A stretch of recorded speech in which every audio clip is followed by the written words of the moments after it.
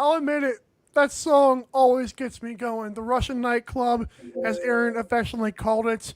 This is Vegas Square gambling show post Thursday night football, pre college football week 4, pre NFL week 3.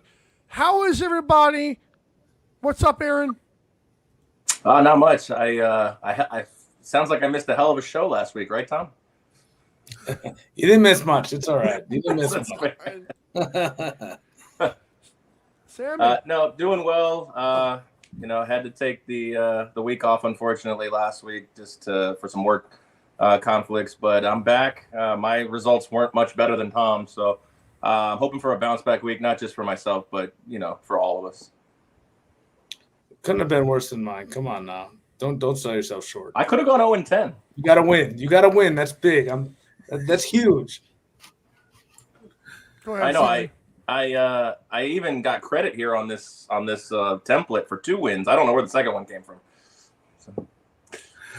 I was looking forward to tonight's show because I thought it was the roast Tom Dietz night, but they then told me I had to review games, so I've been sitting here for the last half hour reviewing games. All of my material for roasting Tom Dietz went out in the market. Tom, going 0-9-1 is just as hard as going 9-0-1. I had a whole thing planned, but hard. Let's hear it. Come on, I'm here for it. Let the floor is yours. I'm gonna make people money one way or another, like fade or follow. What's just as good as finding a good handicapper, finding a bad one. Tom, you have been the best sport all week. I know everybody gave you crap, but it was fun. It was fun kind of roasting you at work and whatnot. But man, I hope you bounce back this week. I really do. Well, yeah, me too. I mean, he's rooting against him. At least if I don't bounce back, it might be just better for the show if I just always suck, and that way people will tune in to fade me, and I'd be all right with that. I've been saying for years I should bet against myself. The problem is I buy into what I'm selling. I always convince myself, oh, this is great.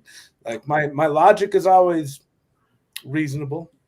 My results are always unreasonable. When I was putting this show together, when it was in the brainstorming phase, I wanted to call this show just Tail or Fade. And Tom is proving that should have been the name of the show every single week. Yeah, you gotta. I've been working Sundays in the poker room for 3 years now, and I say, I'll make you money every week. It's up for you to determine if I'm full of shit or if I actually know what I'm talking about. But one way or another, Wow. I got opinions on everything. I'm gonna make you money if you listen to what I say. It's up for you. There's a reason we call the backdoor cover getting Dietz at work. I mean, it's been that way for years. Wow! Is that what you're calling for real? He's a verb now.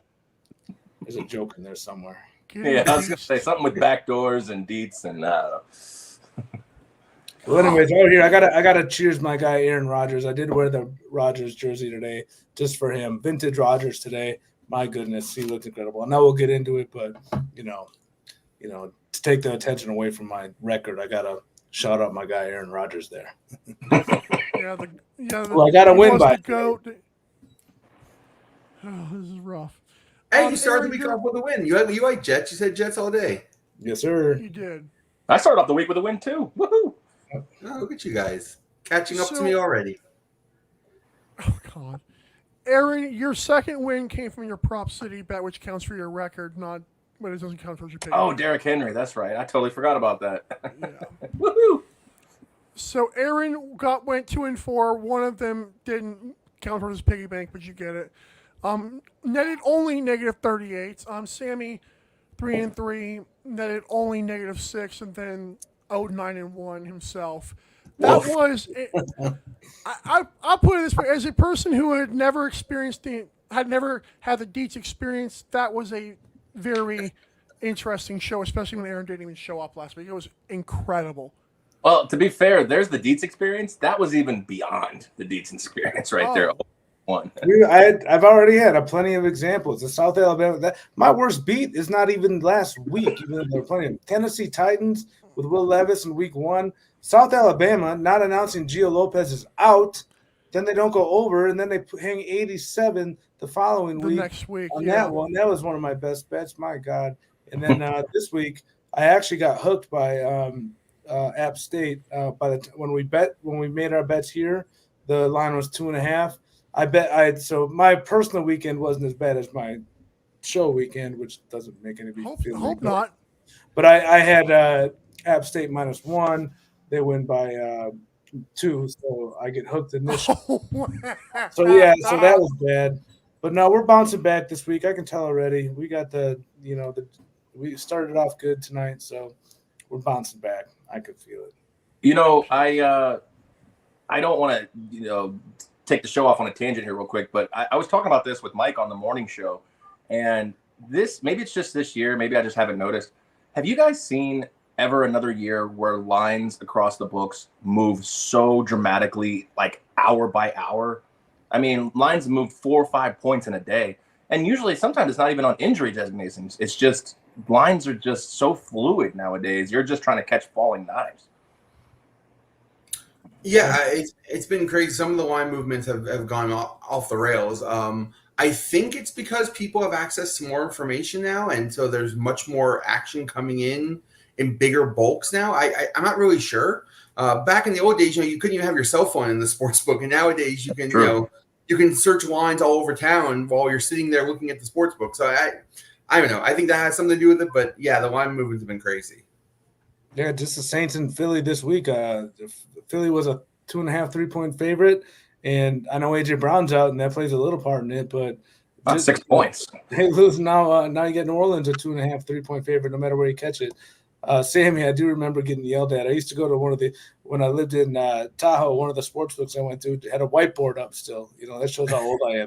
Wow. Ends up with a whiteboard, and if you walked in with your cell phone, you got kicked out. You had to go to the back of the line.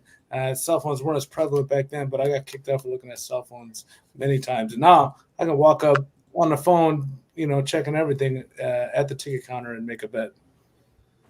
Yeah, I have a buddy who's a runner who goes from sportsbook to sportsbook, and he's on the horn the whole time trying to find the best line, half a point differences just to put big bets in. And those big bets will then change the lines right after he puts them in. So I don't know if that's more now than before, but it definitely seems more mainstream. That is, you guys know more about it than I do, so that is a good point that Aaron made. Also, another point that Aaron made today, and myself did, which we're going to get to this, the Jets, if they were going to be a good team this year, they were going to have to win tonight against the Patriots, who had their number for years and years and years. We'll get into that later, though. This is Vegas Square Gambling Show, presented by MyBookie.ag. Use the promo code 12OZSports, in all caps, no spaces, for up to $1,000 first deposit bonus. Let's get to college football week number 4. 2 games to get to. First one, number 24, Illinois. Number 22, Nebraska. Last I checked, Nebraska's -7.5. The total is set at 43. I believe that was this morning as well. And I will check it on my bookies. It's 42.5 now on my bookie for what that's worth. But Aaron, we talked about this morning. Why don't you go first? This is an interesting Big Ten matchup. I'm actually interested to watch this game. I think it's a sneaky Big Ten matchup where these are two teams that a lot of people aren't talking about yet. Obviously, Nebraska is trying to find its way back on the map. It's been 30 years, so we'll see what happens here. But I think the winner of this game can really sneakily become a top contender in the Big Ten. Now, do they have a few of these juggernauts on their schedule? Of course. But Illinois plays phenomenal defense. Nebraska, we know, baby Mahomes, Tom's put us on to that. Even though he says it's just all coincidence, I don't buy it. The hair, the 15, the pregame ritual, the whole LeBron Patrick Mahomes celebration in the beginning. It's all literally an emulation. So to tell me it's a coincidence, I don't know if I buy it. But the on-the-field product has so far looked like Patrick Mahomes as well. So for me with this one, I like a defensive struggle. I feel like Dylan Raiola is finally kind of going to be on the big stage. All we remember is them slaughtering Colorado, which, of course, everybody was rooting for that outcome. I think Illinois keeps this close. I think it's a last possession type game, and I've already bet this. I got it in at 8.5 with Illinois on my personal. I did not put it in necessarily a piggy bank bet at the 8.5, which I'm kind of kicking myself. But I think this is a game where Illinois can actually win and stun. I know 24 versus 22, but actually even stun the world. And Dylan Raiola take him down a peg. And so I'm gonna lean on the 8.5, or now I guess 7.5. But I don't know about the total. I feel like if Illinois actually wants to win this game, they do have to put up a few points. Sammy? Yeah, I don't think they can put up a few points. I'll be honest with you. Your assessment is on point, though. It's going to be very defensive. And in my opinion, Dylan Raiola has been great, but this is the first real defense he's facing.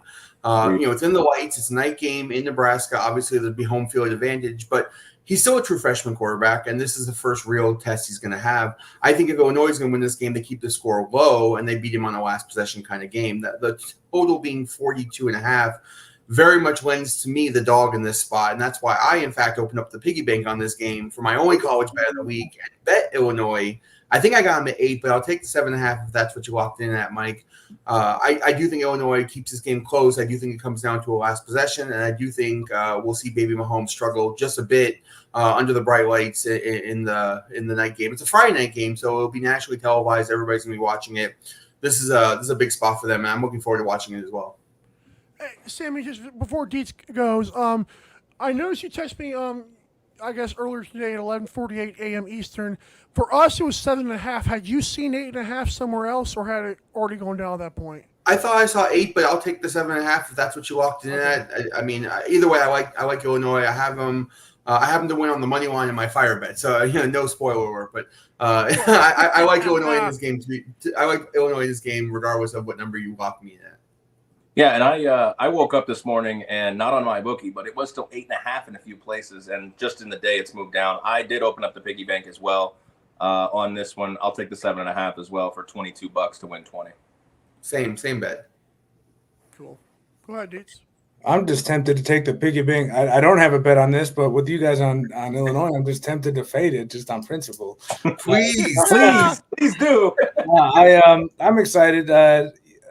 Dylan Raiola, Baby Mahomes, he's been pretty good all year. True freshman, what he's doing is amazing. I'm excited. Nebraska, I've been on their over the first 2 weeks, and they've let me down. Not from their end, but they either A, take their foot off the gas pedal in the second half, or B, nobody can score on them. So this will be their first in-conference game, presumably first test.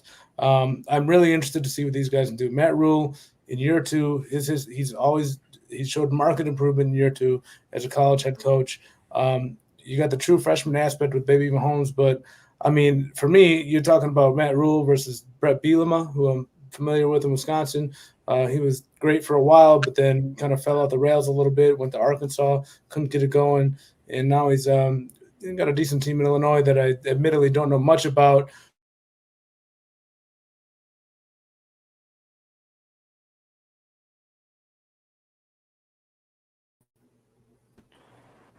When they played Colorado. We all back? When they played Colorado. I don't know who I got cut off there. I don't know what happened. The lights off. I think we all did, yeah. We all got flipped around. But no, that was an old school rivalry game for them. And, even though Colorado is obviously not in the class of some of these Big Ten teams, they had to step up for that, and they showed that medal there. So I do like Nebraska. We talked early on, either on the morning show or this show, on whether Nebraska could make waves in the Big Ten. Well, I'm a believer. I'm a believer in Matt Rule. I'm a believer in Dylan Raiola. This defense has showed up. And I expect Nebraska to win tomorrow night. I don't have a bet invested in it, but I'm really I'm a fan of Nebraska from the sidelines with the true freshman Raiola, Matt Rule, and this team that could throw waves into the Big Ten. So no bet, but excited to watch. Tempted to fade the boys though. Oh, yeah. To your point, Dietz, Nebraska's only scored 2 second-half touchdowns all season. They have 110 points, and they definitely came to throw off the gas in the second half. So that's good. Well, the first time they took Raiola played one possession in the second half, which not to go off the rails, I don't understand that at all. You got a true freshman quarterback. Don't you need reps? Like Let him get in there against a bad defense. Let him like try plays. Get him up there, get his confidence up. Let him run ruck shot on a bad defense and just experiment with some different type of plays. Let him develop timing and chemistry with his receivers. I don't get it. I do not understand why they would do that. Maybe I'm bitter because it cost me another bet on my piggy bank, but it makes no sense to me. Especially with him being inexperienced. Let him in there and play. Yeah, and this is a spot where, like, don't forget, like, I think a lot of people, the casual bettors and fans, don't know that this is a quarterback who, as a true freshman, committed to Georgia and was going to be the starter. Like, they were considering him over Carson Beck in this point. Ultimately, Dad came in and said, I've got to come home and go to Nebraska. But, like, he's not a slouch. I might call my shot in this game and see it that Illinois is up late and he leads a nice dramatic comeback to win the game, putting him on the Heisman map. But they cover 7.5. They don't cover 7.5. I like that. Yeah, that's another good story. Like hometown kid comes back for his dad. It could have been in Georgia. It's all setting up, and I want to see it come to fruition. I'd like to see him there at the end of the year, competing with the big boys. I'm gonna have to watch more of this guy. The more I hear him talk about on our show, he's got to be good. And also, to be fair, Aaron, I don't even think Mahomes. I know we're calling this guy Baby Mahomes right now, or at least Dietz is, but Raiola, is he already better than what Mahomes was in college? Because I know Mahomes was a first-round pick, but no one knew who that guy was, to be fair. Have you seen this kid? Have you seen him? Have you actually seen a picture of him or in video or anything? Yeah, I have, but I'm just wondering, is he as good as Mahomes is now, or is he or are we comparing him? Because it seems like college Mahomes was not that guy yet. The Baby Mahomes moniker, he's literally if I'd never seen a picture of either of them, you told me this was Mahomes, I would believe it. He looks like him, he acts like him, walks like him, he talks like him.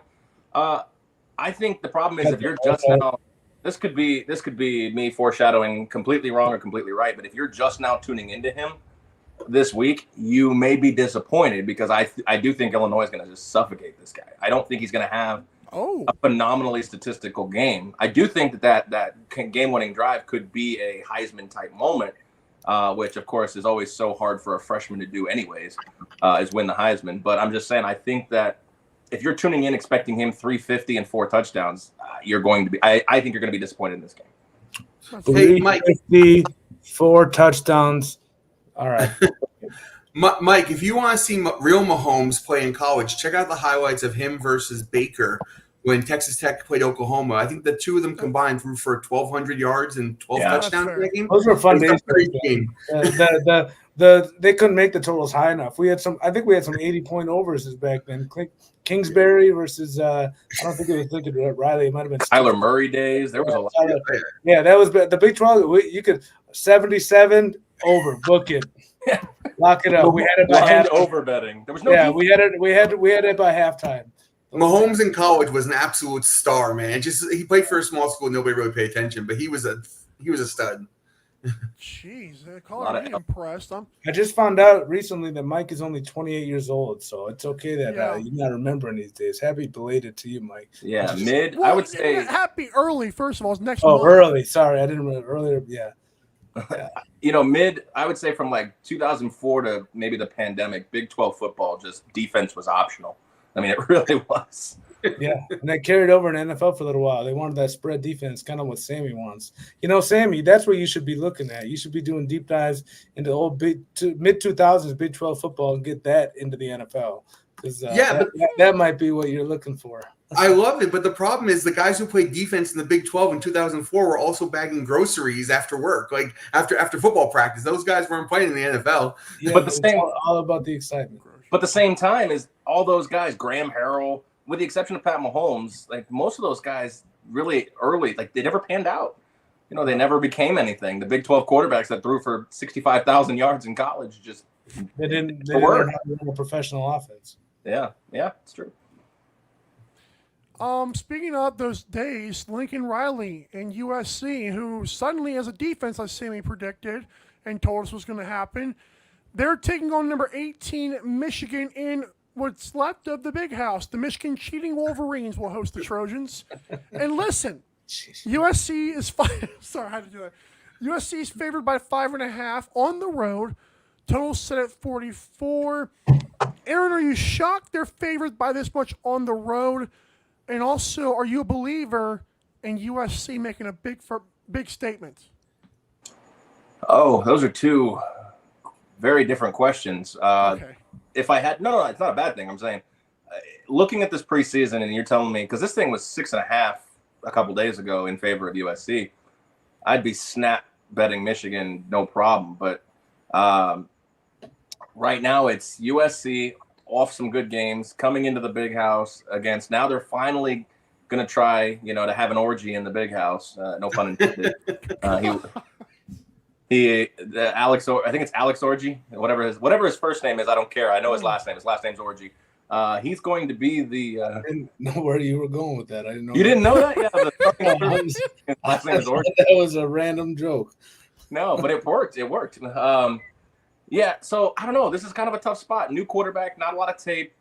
I can't feel good with any team walking into the big house. I know that Michigan's down right now. They're going through a lot of. I mean, they get so much slander from Mike on a daily basis. I don't know how they stop. Like they can't stop reading the papers with how much Mike's saying. But I can't feel good right now. This is a no bet for me, but I can't feel good right now having anybody walk in with almost a touchdown into the big house because that defense alone, which has obviously taken a step back, is still good enough with 120,000 people in the stands.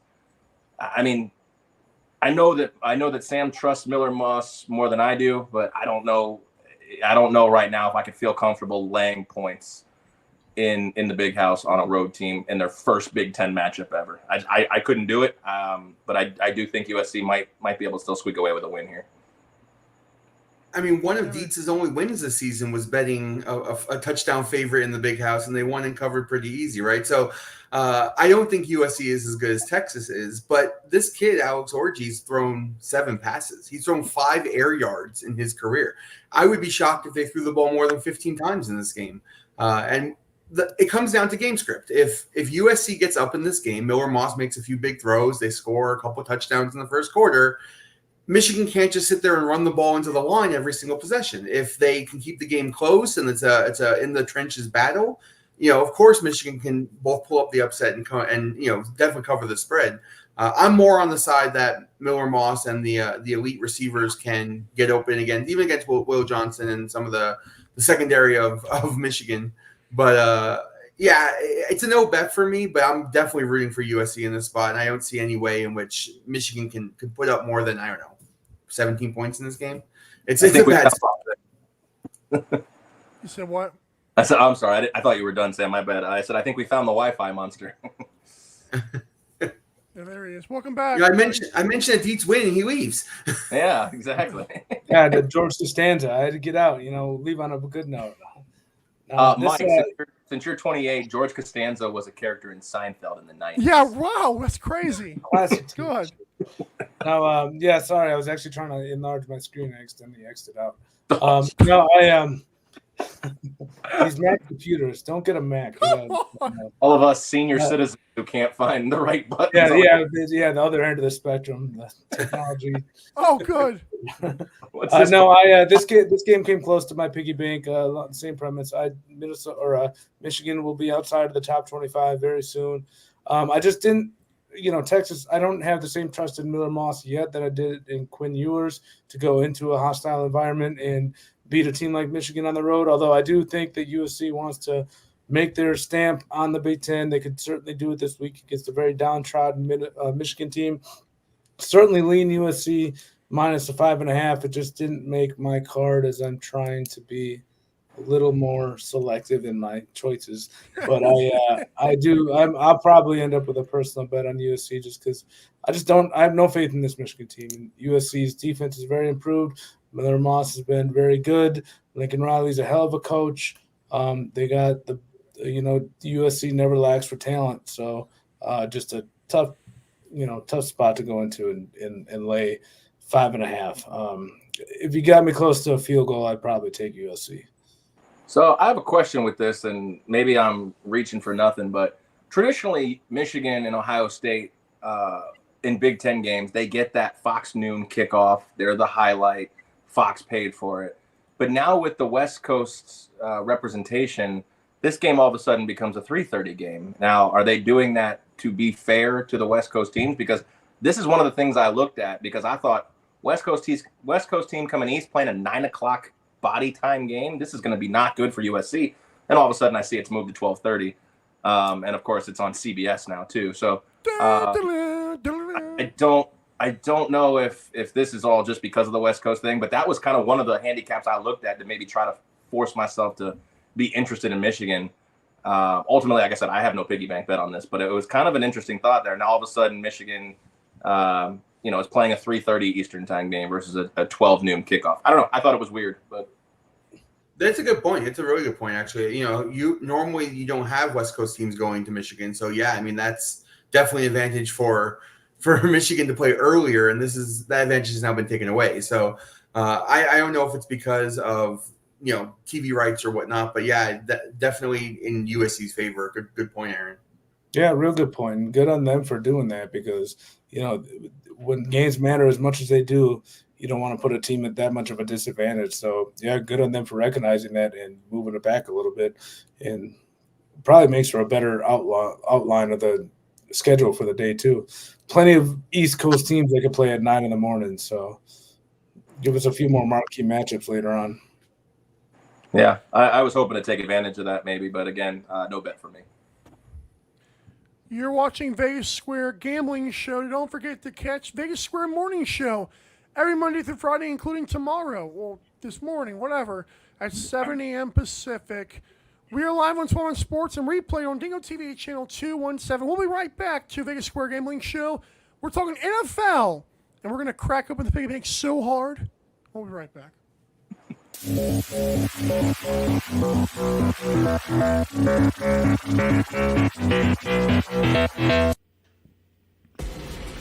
Need tickets to that next event?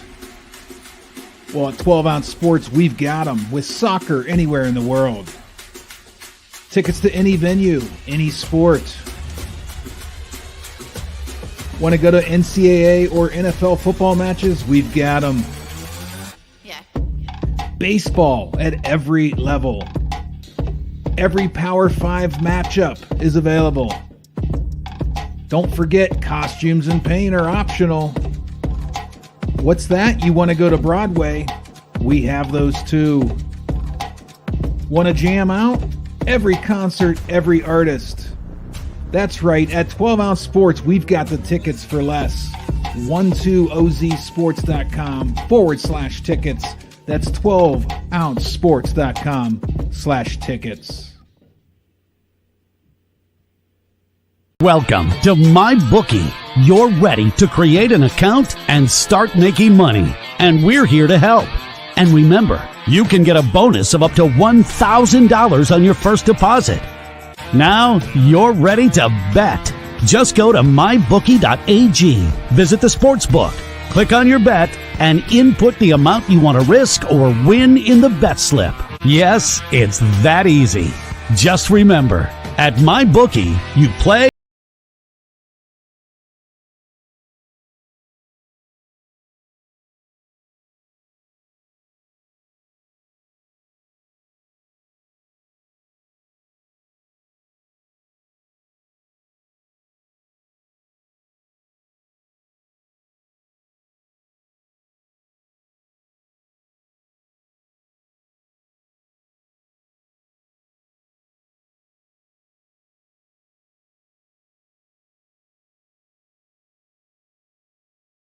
We've connected fans to the game. But just like athletes and leagues, we must evolve and grow.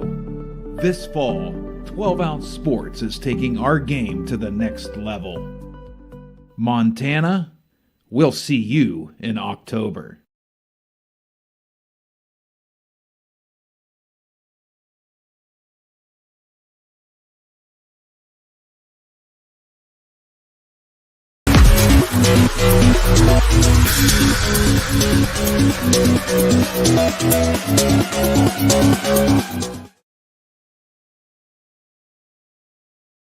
Welcome back to Vegas Square Gambling Show. By the way, if you want to comment, YouTube is awesome. I found you can comment on Twitter as well. So Nick Maroc or Morach, or I don't know how do you say that.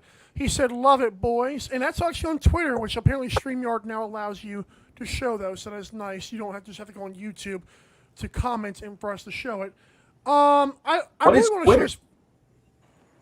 Okay. Listen, I may be 28, but I ain't that young. Okay. I also want to show this video that Sammy gave us, and I did post it to Twitter, and I thought it would be.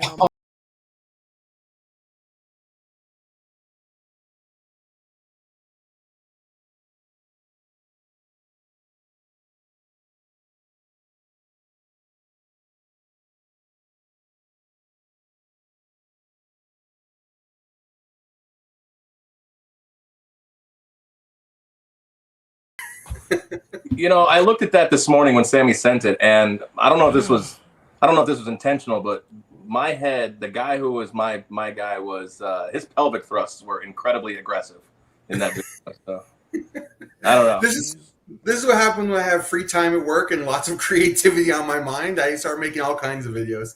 Oh, God! Start Yeah, an OnlyFans, Sammy. I really should preface this. I mean, a lot of the people know this, but Sammy works with us, but he doesn't actually work with us. Shots fired, man. Don't leave, Sammy. We can't have anybody else doing the schedule. No, great video, but a little disturbing. I will caveat it. If we're going to show that again, we can't show it after 9-1 weeks, like whatever we've done. Oh. We have to show that we gotta break that out for some. That's a winning week video. That's I feel like, you know, at the risk of maybe never seeing it again, I think that we should crack that open, or maybe whatever Sammy's got up his sleeve next when we can put together a couple wins. You know, I have some winning week videos in store for you guys whenever we book a win. I have a couple more. Okay. Get them ready for next week. You know, I was this close to giving Dietz a MyBookie bonus. I decided to lay off. As you know, each of you guys are going to get 3 of those rewarded to you. 9-1, I was close, but I decided I didn't want to open it up just early. I think Sammy should get one for that video. That was a good one. Yeah. Glad you guys liked it. It made everybody laugh at work too. If he wasn't in so much of a lead, I would do that, but we'll see. All right. NFL week number 3. This game just happened. Oh, good Lord. That was the stat. Okay, that was the score whenever I went away from the game. And it was, okay, there you go. That was the official score. Jets win at 24-3 over the Patriots. Let's react to this game because 2 of you guys had some smashing piggy bank bets on it, and you guys were making bacon, as Sammy calls it. Go ahead, Aaron. What was your take on this game? You know, my first take is it's really good to start the week off with a W. I mean, after all of our chaos last week. I mean, I know Tom got the dub as well here. I didn't watch this game. I was taking a little cat naps, but I felt really confident. Like we talked about this morning. I mean, my lean was Jets, my bet was Jets. This is a game, and Mike, you touched it so elegantly. You know, that sounds weird. That does. Yeah, go ahead. Keep going with that. Can we play that video again real quick? Cut that one up right there. Mike, you that was the perfect little video clip right there. If the Jets are going to be as good as advertised, meaning they're the favorites to win the AFC East, et cetera, these are the games you can't just mess around in. You can't let the Patriots, a prototypical bad team, just be around you. They exercise some demons. First and foremost, they hadn't won against the Patriots in the Meadowlands since 2015. So there's almost a 10-year drought. You know, they've kind of moved. Now both teams can kind of move on from the Belichick eras. Secondly, this is Aaron Rodgers' first home win, you know, as a Jet. That, you know, a year and a half ago when he was acquired, like, did you think that it would be almost 18 months before he would actually win his first game? I'm sure Jets fans didn't think that. I'm sure Robert Saleh didn't think that. So a lot of weight has been lifted off the Jets. Maybe this kind of propels them. They're 2-1. They're looking good in the AFC East. We forgot about that Monday night against the 49ers. And they can hopefully move forward for this if this is the season that everybody expects them to have. I mean, they got a gift against Tennessee. I mean, they should have probably lost that game. Probably. And This is a classic example of a very good defense going up against a very poor offense and then just slaughtering them. I mean, the Patriots have no talent, and the Jets have a really good defense. So watching this game unfold after the conversation we've been having about the lack of offense in the NFL, it was clear as day to see the Jets just dominate this game on the defensive side of the ball. And, Aaron Rodgers looked as good as he's looked since he lost to Brady in the NFC Championship game. And it's been a long time coming since he played that well. So, hats off to the Jets. I missed the boat on this one. I wish I would have put a bet in. I really did like the Jets with you guys. Honestly, when you guys texted that you were betting, I forgot we could bet Thursday night games if we got them in early. But I would have been on the same boat. I really like the Jets in this game. So congrats to you two, though, for pulling the trigger on it. It's a bit of a stretch. I think he had an MVP season after that game too, didn't he? I don't think. Pretty sure he had at least one. So yeah. Anyways, this was my favorite bet. My favorite bet of the week. As we got closer to the game, per Ralph Michaels, a team coming off an overtime game with 4 days of rest or less versus a team in a non-OT game. 3-23 against the spread. You add that into what everybody said about Aaron Rodgers, his first home game, primetime game. They had that ugly loss against San Francisco, a weird win against Tennessee. For me, it just all led to a slam dunk Jets performance. Anything under a touchdown, I grab. That was interesting right there. Aaron Rodgers, you can't ever just be non-controversial. Hey, listen, all that aside, whatever the hell he was doing with Saleh, it is fun to watch Aaron Rodgers play football. He is maybe the most talented quarterback of all time. He probably is. Watching him dissect defenses, move protections, get people where they got to be, and just flick that ball and throw it wherever he wants. It's impressive. And for watching it for as long as I did in Green Bay, I enjoyed watching it. I'll cheer for him in New York. Braylon Allen, 20-year-old wrecking ball. This kid's 20 years old. Grown men with families are bouncing off of him. It's incredible. That's 20.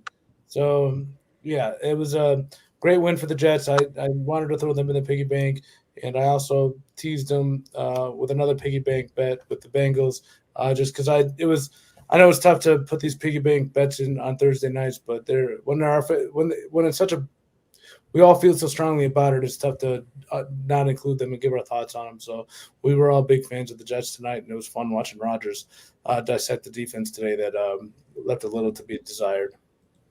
To your point, Aaron Rodgers looked great. He threw the ball wonderfully. But I am slightly concerned that he's not moving the ball. He's not moving as well with his legs. And obviously he's coming off a leg injury. But one of the best threats that Aaron Rodgers had in Green Bay was the ability to make plays with his legs, a la what Mahomes does now, right? Extend plays. Are you slightly concerned or even at all concerned that with that part of his game not really prevalent now, he still can be at an elite level for the rest of the season? I don't know what game you were watching. Aaron Rodgers, he's never been Lamar Jackson, Steve Young, anybody like that.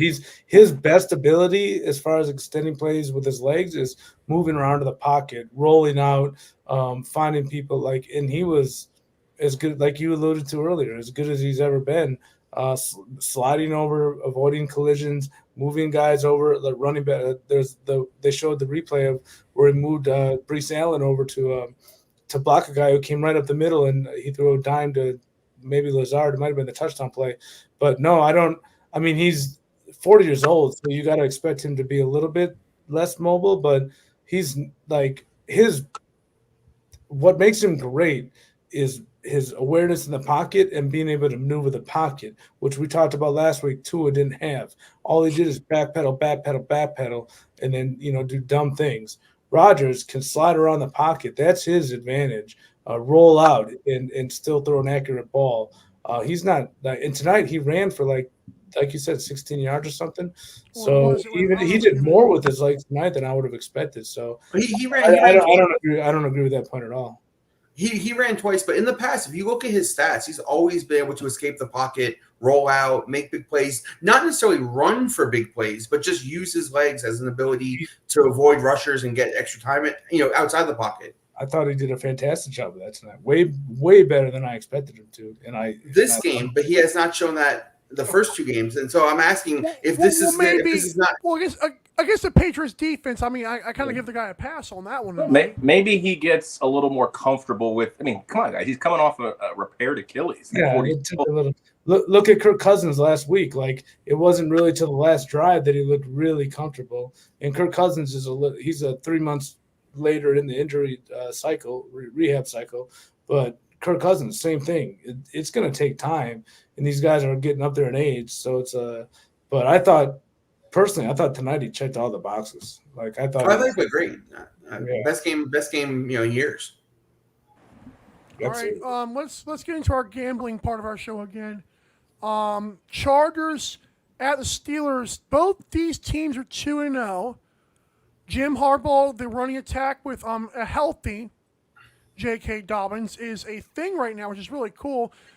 Test Ball TV says, "Go Rodgers, go." There you go. Let's go. Steelers in this one favored by 1. Huh? She doesn't mean that. She does not mean that at all. Steelers favored by 1. Total set at 35.5. Aaron, I'll be honest, man. I feel like, I know the talk is Justin Fields and has he played good enough, but man, these Chargers look good. They do, and this is actually surprisingly to a lot of people maybe a game of the week here in kind of this spot, but it's the other Justin we're kind of worried about, not the Fields, the Herbert. He's there's another injury, another problem here. The foot's acting up again as it was last week, and West Coast team going east. I'm always already against that. I do have something in my piggy bank that revolves around this game. It's part of a teaser. But going into this game, the Steelers offense, Justin Fields, it's kind of one of those, like, I know that the cliche is don't lose the game, and that's exactly what they're doing. They're just playing well enough. Everybody's giving Justin Fields a little too much credit right now. But if I'm Mike Tomlin, there's no way I'm looking at Russell Wilson when he's healthy at this point. As currently playing, the Steelers are playing very well. They're at home. They're really good at home. I like the Steelers in this game to win. I don't necessarily think they're going to blow the Chargers out, but this is a classic game in my betting life that I would get too high on the Chargers and it would just egg on my face. So I kind of like the Steelers at home in the spot. Great defense. The only thing I really see got running for them is J.K. Dobbins, no pun intended. And the Steelers have always been historically able to stop the run.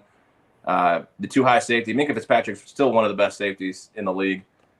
Everything for me just comes up Steelers in this spot, so I kind of lean the edge to the Steelers. And they're only facing 1. I think it was 2.5 earlier in the week. It's gone down to 1.5, now down to 1. So everything's going against my theory here in terms of betting. But I think the Steelers are going to win this game. 3 to 5 points. It's going to be a close one. I agree with you, Aaron, and I did crack open the piggy bank for this one as well. For me, your point about Justin Herbert having leg issues, foot issues, plantar fasciitis, ankle stuff. One of these quarterbacks is going to be able to avoid the rush, and one is not. And I just genuinely feel when Pittsburgh gets after the quarterback, guys like Herbert, who are statues, always seem to have bad games, especially in a sloppier field where Heinz Field's always kind of not the fastest place to play. And, they haven't, the Chargers have run the ball very well, but they've run the ball well against teams that don't play good defense. And so having the Steelers be a good run defense, first time really facing a tough run defense, I don't think Dobbins has a huge game. This is going to be a battle in the trenches, and I do tend to think that, in my opinion, Justin Fields' legs are going to be the part of this game that win for the Steelers in what will probably end up being a close game. Like you said, I have, the 18-15 variety I've been talking about with you guys, where one team will grind out a win here. But for me, it's all about the Steelers. So I'm going to take the Steelers minus the 1 or 1.5. I think I got it at 1.5. 22 to 120. I do like the Steelers here at home to hold serve. And to your point one last time, I do love the Chargers this year, just not in this game. No, that's fair. It's a valid point here. Like I said, you have an injured quarterback who is a very keystone of your team. I'd like to say that J.K. Dobbins has experience running against the Steelers, but he's never been healthy when he was with the Ravens. So there's nothing really there to, give him credit for. I don't see a lot of positives coming out of LA, except for just the fact that they're 2-0 right now. I don't think they've looked particularly great in either game. Wow. Go ahead, Dietz. Yeah, I like this is a classic teaser leg. The line moved on to 1. You could have got the Chargers. They were plus 2.5. I think the line movement had a little bit to do with Herbert. He was limited earlier in the week, and then he started practicing. He is going to play, so I think that's more to do with the line movement than anything else. To your point, Aaron, the Chargers didn't go back to LA. They stayed in Charlotte. They're one of those. This is a Jim Harbaugh special. Shanahan took it up. A lot of teams do it now. He has a buddy somewhere in Charlotte that they're practicing. He's a coach for one of the colleges out there. So they're practicing. They're playing cards all week. They're having fun, doing all the good stuff, bonding. So I no advantage for Pittsburgh on that level. I broke open the piggy bank with a teaser in this one. We'll touch on it later, I guess, but I tease the Chargers up to 7.5 because I think we all agree this will be a slow run game, time clock efficiency type of game.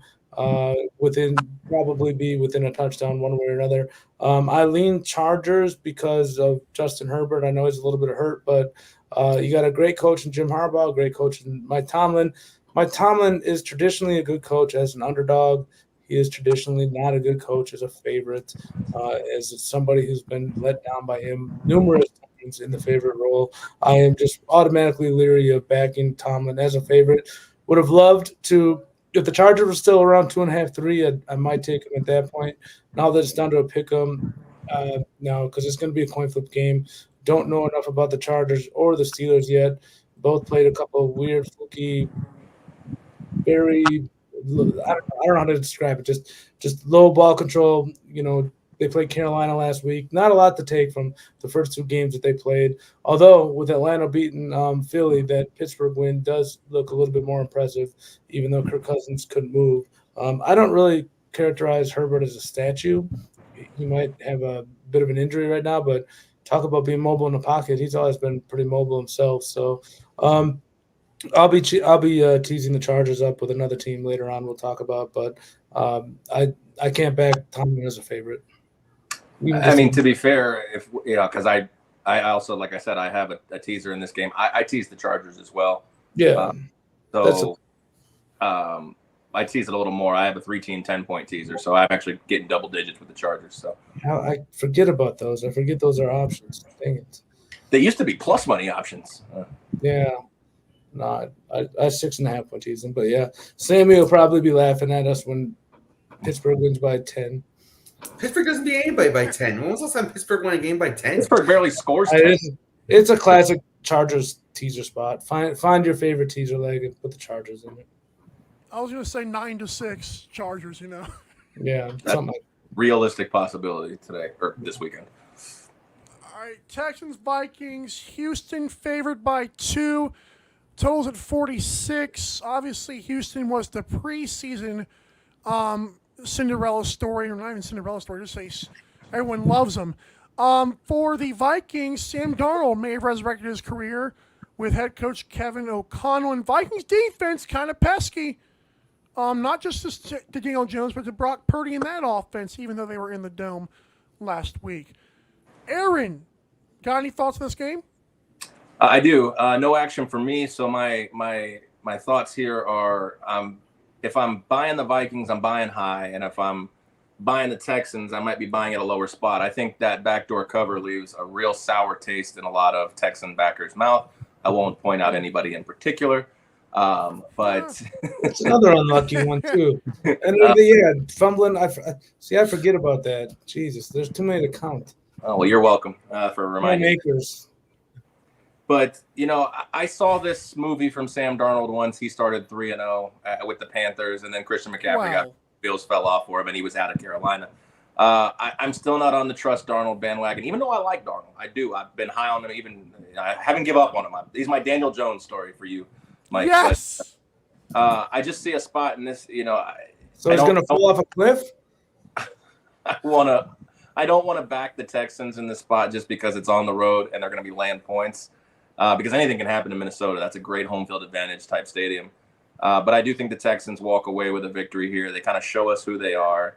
I still think they're a great team. I don't know if I want to be backing them on the road in a hostile environment against a team that does have a ton of confidence right now. Whether that's real confidence because they're a good team or whether that's just early week bravado because, they've caught a couple teams off guard.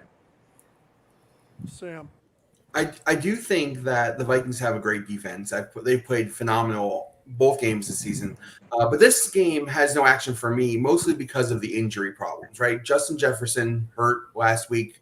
Didn't practice, not sure how limited he is. Jordan Addison coming back, not sure how limited he is. Now Nico Collins, the receiver for Texans, also kind of banged up, not sure if he's going to play a full game. With all these question marks with their playmakers, it's just a no bet for me. I will watch this game. I do think that the Texans are probably one of the top 3 teams in the NFL right now, and I think Minnesota is playing as good as anybody. So for a viewing audience, this will be a very entertaining game, but money-wise, I have no action here. Yeah, I'm with you. As much as I want to take the Texans under a field goal in this spot, the Vikings, Brian Flores, we talked about it on one of the morning shows. He's a fantastic defensive coordinator. He really is. He gives young quarterbacks fits. C.J. Stroud, he's still playing his, 19th, 20th NFL game. Brian Flores knows how to dial up blitzes and make quarterbacks look bad. Minnesota, they probably have the single best home field advantage in football, if we're talking honestly right now. They just do weird things. Aaron Jones spoke on it, like the flashing lights and all the things that they do. And I mentioned last week, one of the reasons I like the Texans was because I felt like they were going to avoid a letdown spot of a big home field division win in week 1 because of the Sunday night aspect, because Caleb versus CJ, all these other things going into it. I kind of see this is a little bit of a letdown spot for the Texans, even though the Vikings are 2-0. It's a interconference game on the road, short favorite. They knocked out 2 wins that they needed to have. They're still a young team. I do like their defensive additions. DeMeco Ryan's a great defensive coach that always travels, so I could see them giving the Vikings a little bit of fit defensively. But unless Sam Darnold just comes crashing down to earth, which is possible, I could see the Vikings upsetting them in this one. But I'm not going to go against this Texas team with all that talent. They might just be that team. They might just be that good where they're just whatever. But for me, it was just a no bet. I'm curious. I'm interested. Hoping the Texans will beat them good for a bunch of reasons. But I could see the Vikings winning this outright too. I want to know where that duck comes from on Dietz audio half the time. I don't know if you guys can hear that, but it's just always like, wah, wah. I'm like, what is he doing? All right. Let's go to the next. I just heard a beep, I just heard like a smoke detector beep, but I didn't hear no. I hear a Dietz quack every now and again in his audio. It's fine. All right, Packers, Titans, Green Bay. Listen, Malik Willis, he is that dude. Showed up last week, beat my Colts, and now you're telling me the Will Levis suck tour is favored by 2.5. Very, very bold strategy, Las Vegas.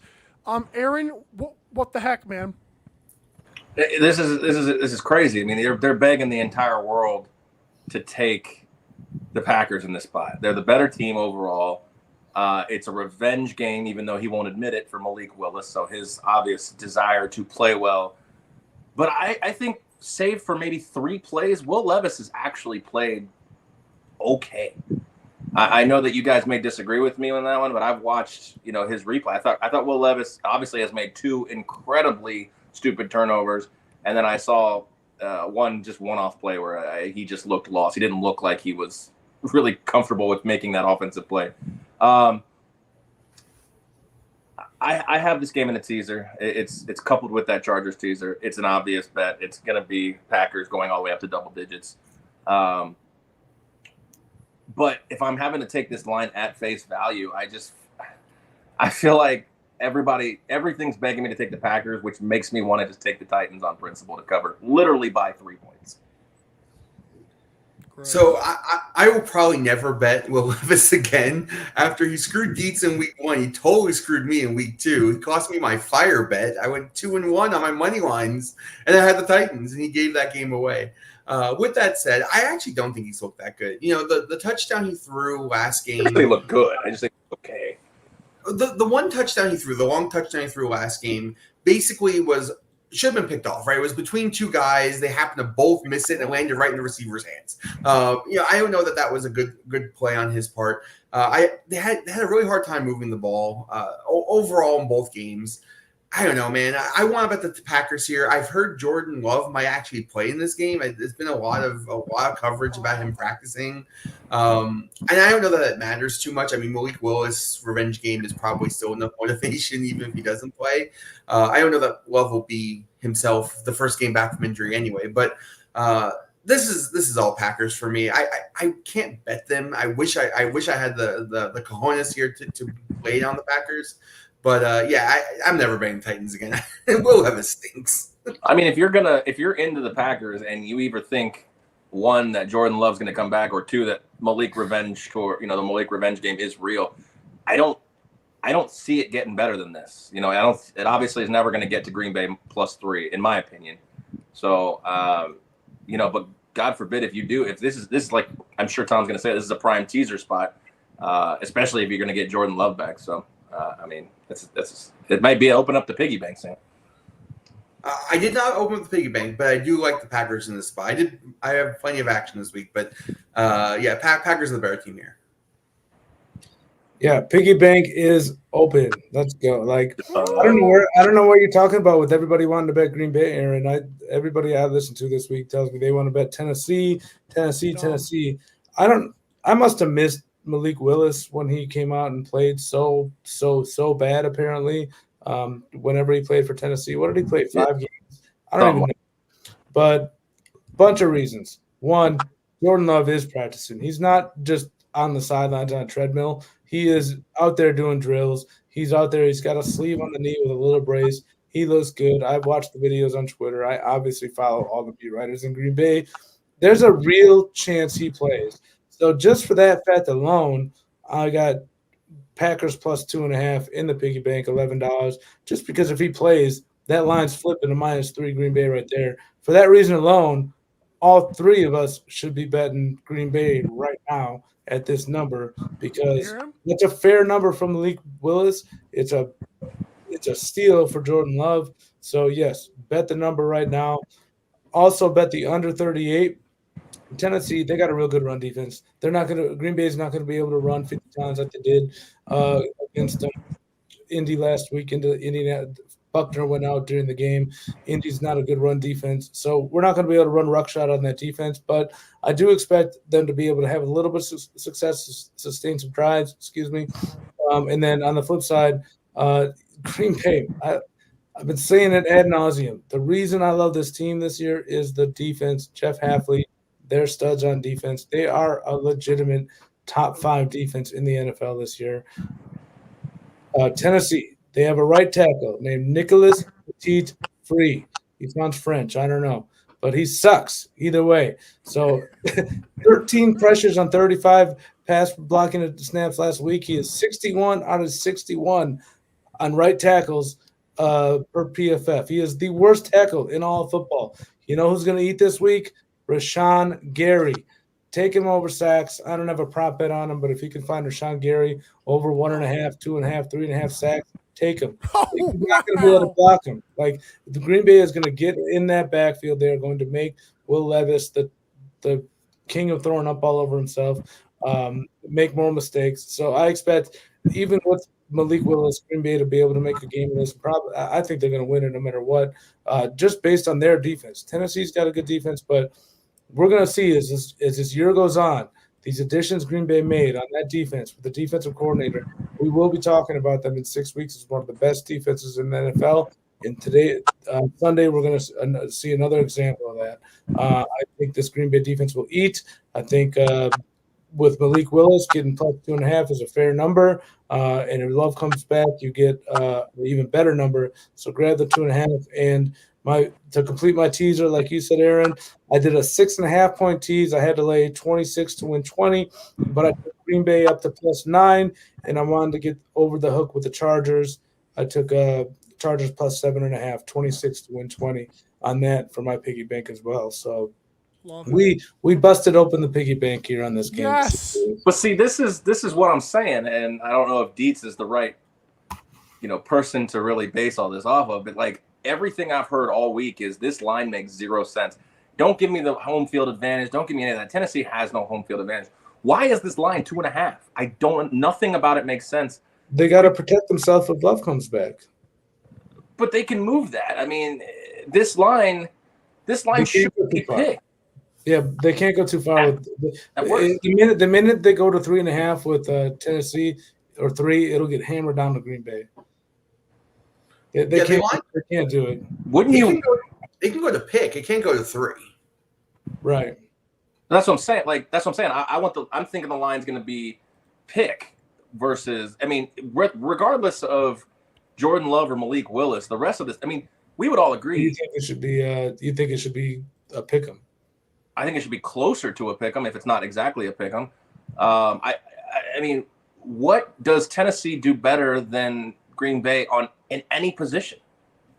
Receiver? So this line's all Malik Willis, right? I mean, like you said, if Jordan Love's the quarterback, this is a field goal Packers all day. Whoa. So what about the Colts, man? They just whooped up on the Colts and.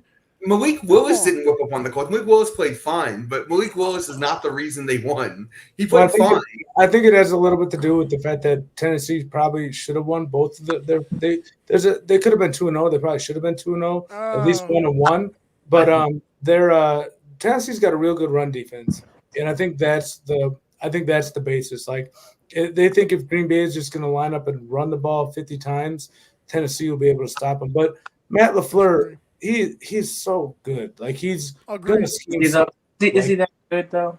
Is he? How is? Yeah.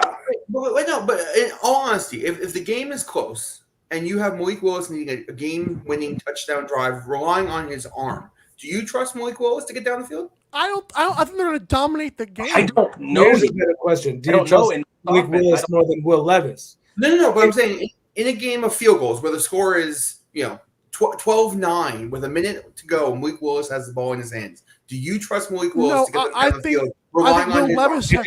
Will Levis has the ball with down 9-12 in that spot. I trust him more than Malik Willis, though. That's the point. Oh, that's so bad. What are you talking about? This might be throws the ball.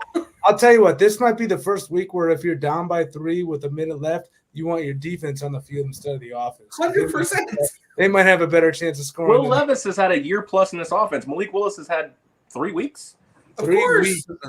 And Malik Willis last week looked better than Will Levis has ever looked in his life. There you go. Like 14-16 last week. He was something pretty good. Coaching matters in the NFL. 12 or 14, 100 and some yards, a touchdown pass. He looked good in the offense. I don't know what he did in Tennessee to get all this hate, but like he was bad. He was bad in Tennessee. They literally, I think Sam showed us the stat. If he literally just spiked the ball on every play, he'd have had a better QBR than what he produced. Who was his coach? Was it Vrabel or was it Fisher? Vrabel. Vrabel's a defensive coach. So look, I'll just wrap up. This is a lot of talk on this game because it's so wild. It was your fault. It is. I'm fine with it. I'm just saying, like, we gotta, like you said, we gotta move on. I will say this line is so trappy. Titans by 3. Just lock it up. Jordan Love doesn't play. Boo. Hey, grab your piggy bank. I got 3 bets on Green Bay in this game. You two should both be hitting the. I have a teaser bet. I'll crossfire you and I'll say that Tennessee covers the 2.5. Yes, not on the piggy bank. We'll do this on the side. Okay. You want me to take a piggy? So you're not going to bait me to take piggy banks every week, no? Well, I don't know why. You baited me. You know what? I learned my lesson with Florida State the first week. So who's Florida State? Never heard of them. That's a great question right now because they can't even identify themselves. Okay, we have to move on. Sunday Night Football on NBC. Karen Edwards back. Chiefs at Falcons. Kansas City -3, which is really odd. And the total's at 46.5. Wow. Kirk Cousins wins one primetime game, and all of a sudden he's only a +3. There you go. Aaron, what you got? Yeah, this one's tough for me because I think the Chiefs are obviously a better team. They're giving the Falcons a little bit of credit for that Monday night win on top of the fact that home field advantage, which I don't know if that means anything in Atlanta. I like Captain Kirk. I don't necessarily love him in primetime games. I know, take the Monday night game out the window. This does feel like a spot, though. Like, I may be just trying to push my narrative from the beginning of the season with the Falcons, but this is another MVP possible performance for Kirk Cousins. Catching a field goal at home. I kind of like the Falcons in this one. I didn't open up the piggy bank for it at all, but it'll be a fun watch. I kind of like the Falcons, maybe even to win this game. This feels like everything. I think the Falcons are coming in still undervalued, underrepped. It's the Chiefs. We love the Chiefs. I think there'll be a lot of Chiefs money.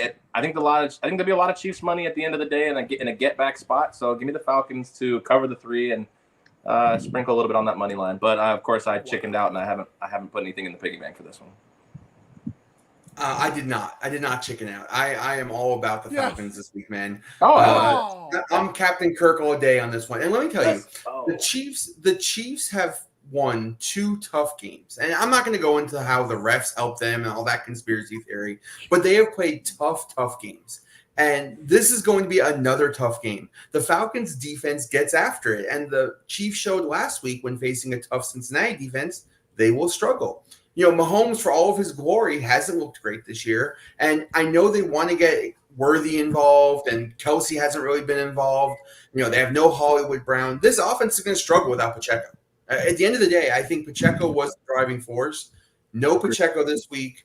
They have to go on the road. It's a big game, Monday Night Football, Sunday Night Football, national television. Kirk Cousins off a big win. I can see the Chiefs pulling out a late victory here, but I locked this in when it was 4. And I was saying I'm getting more than a field goal here to get the Falcons just to cover. And I can see the Falcons winning this game, no problem. I bet Falcons +4, 22 to win 20. And I'm probably going to include them in some money line bets this week as well.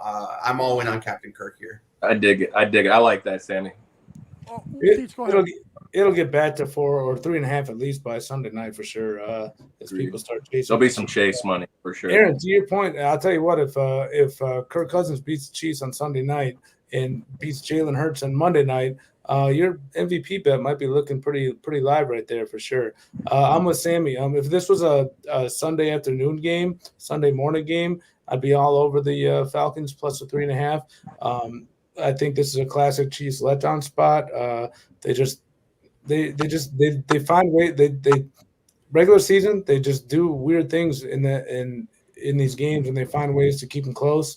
They do not have an identity right now with Mahomes or Pacheco out, Kelsey not being himself, trying to find a role for Xavier Worthy and Rashee Rice too. Like he's only a second-year player, so I don't know.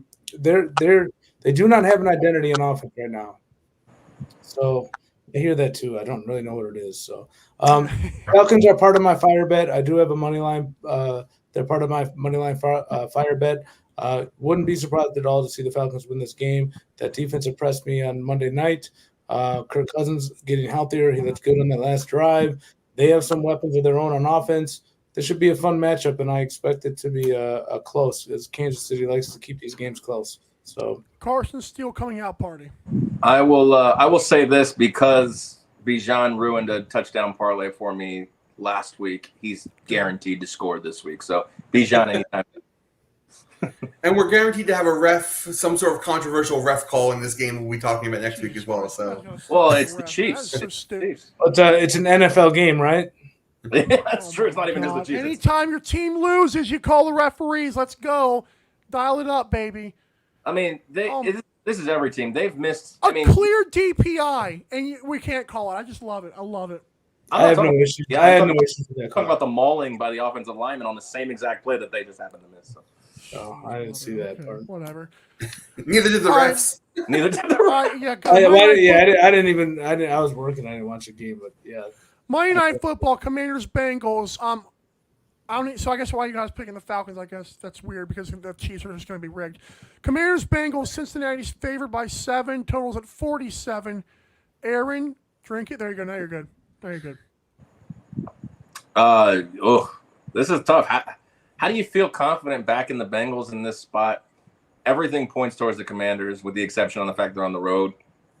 You know, they have a mobile quarterback against a poor defense in Cincinnati. They have weapons that Cincinnati can't cover. Jalen Daniels is actually has he been the best rookie quarterback? I think so. Out of the 4 or however many we have, he's been the best quarterback. And I have a Bengals team that is just in disarray. We're more worried about Jamar Chase. Is Joe Burrow hurt? You know, this is a primetime game to show everybody's down on the Bengals. All that being said, I think the Bengals will probably roll in this game. I mean, I would agree that the Bengals have a bad defense. They shut down the Chiefs last week. I think the Chiefs are the first team to be outgained by 200 yards and be out time of possession by like 2-1 and win the game outright. I mean, I don't think the defense dominated in that game. I think, like you said, when Pacheco goes down, it's a problem for that. Mahomes had 150 yards and 2 picks. I mean, he couldn't move the ball at all. The entire league had 150 yards. You've been on your soapbox all day about it. I know, but the Bengals defense Get rid of the too high safety. It's ruining football. Yeah, you're a Mel Kiper ball washer. To your point, I do like Mel Kiper. To your point, I think that Cincinnati's defense is very good. I don't know if they're very good against a mobile quarterback, and we'll find out. But traditionally, the Bengals have started slowly the last 3 years. And they turn it on after they go 0-2 or 1-1, and they play well for the next 3 months. And so this is an easy bounce-back spot for the Bengals, in my opinion. I'm not laying the 7, but I do have the Bengals hooked up in a bunch of different teasers, a couple of which I gave Mike and a couple of which I will probably bet on my own. This is a perfect long spot. I had the -7.5 down to 1.5. I paired them with the Vikings. I paired them with the 49ers. I'm going to probably pair them with the Chargers. This is an easy Bengals teaser wheel here. I don't have much more to say on it than that. The Commanders are not a good team. They got lucky to have a win because the Giants had no field goal kicker, even though they could have put one on the roster. Whole other story. But yeah, Daniel Jones got shafted. Go ahead. Bengals in a teaser all day here. Yeah, I mean, it makes perfect sense. Like I said, everything going against the Bengals. The public will be low on the Bengals. They'll win by 10, 14 points in this spot. Dates. Yeah, I think they roll them in this one. If they would have beat the Chiefs last week, I'd be a little leery about it, especially because their weaknesses on defense plays to Washington. I don't want to say Washington's strengths, but what they do offensively, they don't really throw the ball. Jaden Daniels a runner. They have 2 running backs they utilize with Brian Robinson and Eckler. So it could get a little dicey on that aspect, but it's a desperate spot for the Bengals. They have to win this game, and they have Joe Burrow, all that talent, like they just have to go out and win this game, and they probably win by double digits. So, like you both alluded to, I got three pick game teasers I have it set up with. One of them was the Jets tonight. That one came in. So we got the Bengals -1. I teased them with the Niners down to a pick, and the Packers up to +8.5. So I got 3 separate piggy bank bets with the Bengals taking them down to a -1. I guess we'll go over all that. We reiterate our bets, but yeah, classic spot. They burned me in week 1. They burned everybody in week 1, but can't be scared about that. Desperate spot for the Bengals. They have to win this game. Expect them to win the game. Yeah, Mike, and this is a spot where it's the same as the Jets. If they are what we expect them to be, they win this game. No problem. They win this game comfortably. And if the Giants had a field goal kicker, they would have beat them too, but what do I know? Thank you for that point, by the way. Send me one text message earlier. That was incredible. I can't believe they went into that game with no kicker. Yeah, that's how it ended up. And if that Malik Neighbors dropped a dime from dimes, it's just you can't script it any better than that. Well, if they had a kicker, they wouldn't have even thrown that pass. They would have kicked the field goal. Yeah, go get your top 5 pick, Joe Shane. Help your quarterback suffocates and whatever. Oh, I'm sorry. Okay. I love your passion, Mike. I love it. Thank you. Okay. It's misdirected, but it's great. Well, okay. We're going to take a 60-second break here. We're going to do my bookie and Dust Pods. Give the boys a little bit of a break here. I know Dietz probably has to piss at this point. We come back. We're gonna finish off the piggy banks, anything we have left, and do some fire bets. And I think Aaron has a prop city because he's so good at that. We'll be right back.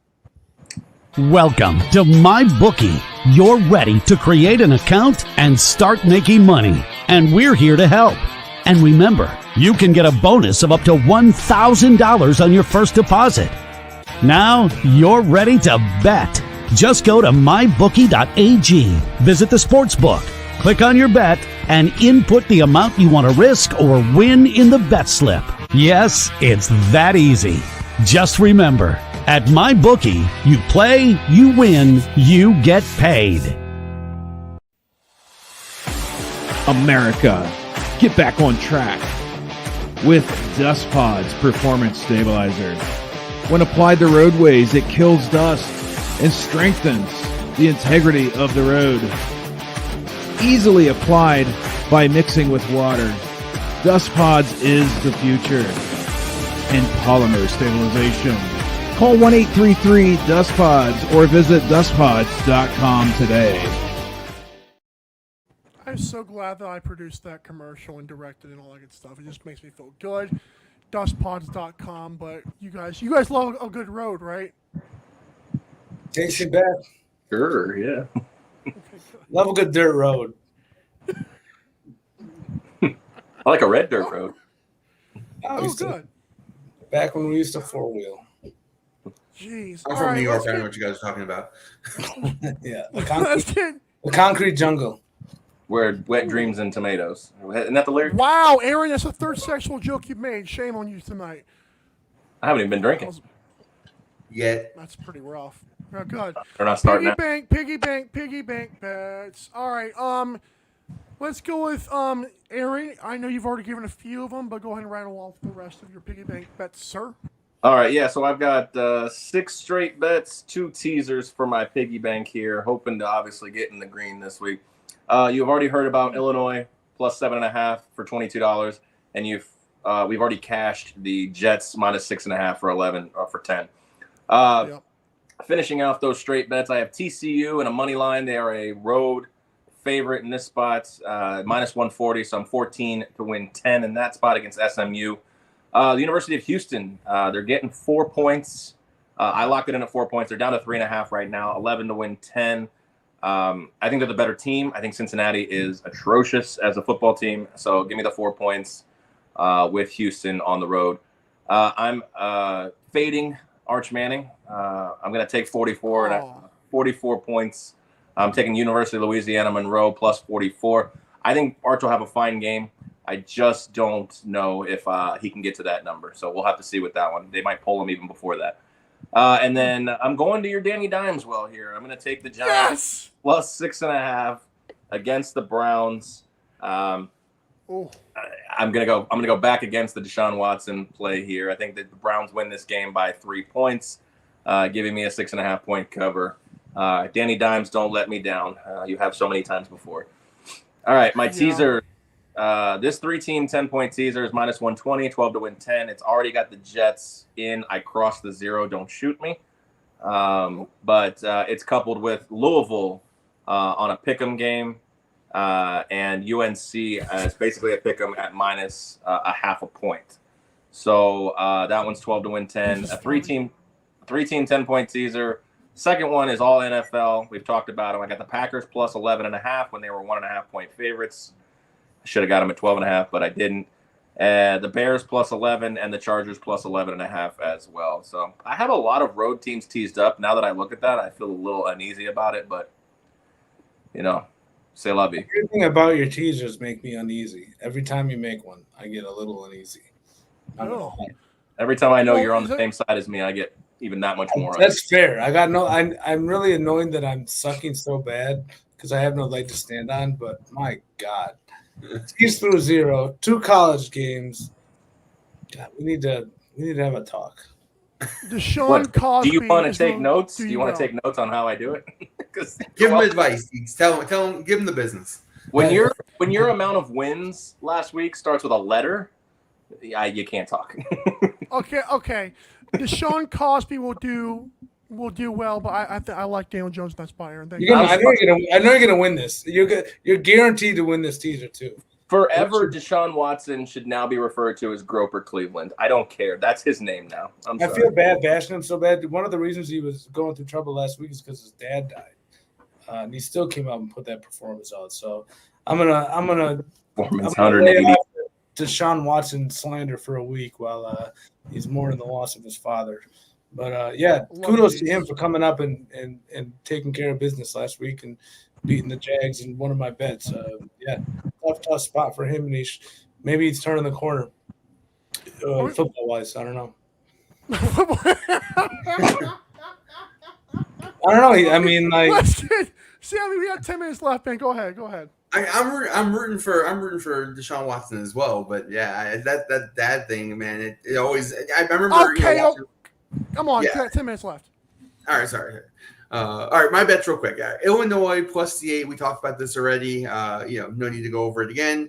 Steelers minus the 1.5. We discussed that one, and Falcons plus 4 are 3 we've already discussed. The ones we haven't discussed are the Ravens. The Ravens, the most desperate team in the league right now. I know that we talk about Cincinnati being 0-2 and needing a win. The Ravens are 0-2 and going into Dallas.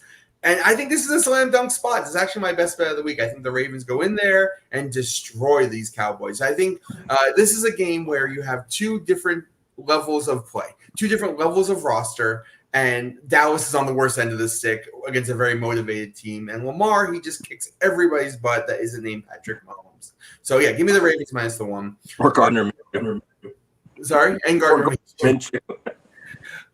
Also, another worst spot of the year versus best spot of the year. Give me the Lions minus 3 in Arizona. Arizona is not going to look this good again this season after the dominant performance last week. The Lions aren't going to look this bad after getting beat by Aaron's Bucks last week. Perfect bounce back spot for them. Only laying a field goal. This line would have been a touchdown in the preseason. I think there's a lot of value in the Lions only laying 3 here, and they're the Bear squad. On top of that, I mentioned earlier, I have Cincinnati minus 1.5 paired with the 49ers in a 6-point teaser, and Cincinnati paired with the Vikings plus 8. That wraps up my bets for the week. And I'm actually going to go put in a few bets myself, I think, in the sports book because as we've talked about this, you guys have all inspired me. So I have a few more things. Money line, a couple other things we talked about. So yeah, there's some good bets out there this week for sure. I'm glad you're Lions fan. Fading. I'm not going to go over these stupid stats I've been going over the last 3 weeks. I'm just going to give you some of the bets. I mean, I try to find these fancy stats to give solid reasoning on my bets, whatever. I got 4 college bets. Indiana minus 29. Kurt Signetti, he likes to run the score up. He'll be up 30 and yelling at his team for giving up a first down on the sidelines. I could see them winning by 40 in this one. Indiana minus 29. Aaron, I like your Louisville 10-point teaser, whatever you said. I think that Louisville. I thought about betting Louisville to cover the 10.5 points themselves, but I opted for the over. They might get the 59 themselves, so I got Louisville, Georgia Tech over 59. OK State, I got OK State minus 2.5 against Utah. Is Cam Rising playing? Is he not playing? I don't know. I don't care. I'm sick. OK State minus 2.5. And then I'm jumping on the public favorite, like Tennessee against Oklahoma. Tennessee, Nico, however you say his last name, Heisman front runner, one of the front runners. Like, he's been amazing. Tennessee's been amazing. Oklahoma had that dud against Houston, who lost to UNLV the week before. Tennessee's amazing, taking the road chalk against Oklahoma there. I like this Tennessee team. Those are my college bets. Football, I'm going New Orleans, Philly over. I thought about taking Philly as a money line play, but Philly has a really, really bad secondary. Cooper DeJean can't even get on the field. He was supposed to be a highly coveted draft pick. Their pass rush was non-existent last week against Kirk Cousins. Well, you got Kirk Cousins 2.0 and Derek Carr here. So this Clint Kubiak, my God, he's the new Ben Johnson. They put up 42 weeks. in a row, 49.5. I think Philly can move the ball on the ground against this team. I'll take that over. Bills minus 5.5. Jacksonville, you're dead to me. Doug Peterson, you can go after this week. I'm sure you'll be fired in about 2 weeks. Trevor Lawrence, I'm glad they gave you all that money for nothing. You stink. I think that the Bills have proven to be really, really good. Arizona is proving to be better than we thought. And Buffalo, I mean, they had that game handled last week before the Tua injury. They're starting to learn their identity. We talked about the Chiefs having a new identity. The Bills are starting to establish their new identity with James Cook, and their defense is a little underrated. They got when they're I forget his name, but when their middle linebacker went down in the game last week, and that guy stepped up, like they're well coached and they played really, really well. I went over. I have Packers plus 2.5 under 38. No need to talk about them. And I have the Bengals. I had them in 3 teasers this week. Already mentioned with the Jets. I also had them -1 with the Niners as a pick 'em. Tons of injuries in that game. Just expect the Niners to get it done. And then I took the Packers up to plus 8.5. Even without Love, I just expect a low scoring, grinding out, running affair with both games. So with a very low total, give me the 8.5 points with Green Bay. And then my other teas, I already mentioned Green Bay plus 9 with the Chargers up to plus 7.5. So those are my bets. We are going to win this week. Fade me at your own peril. I like a salty Dietz. I tell you what, Dietz, how many straight bets do you have, or like piggy bank bets?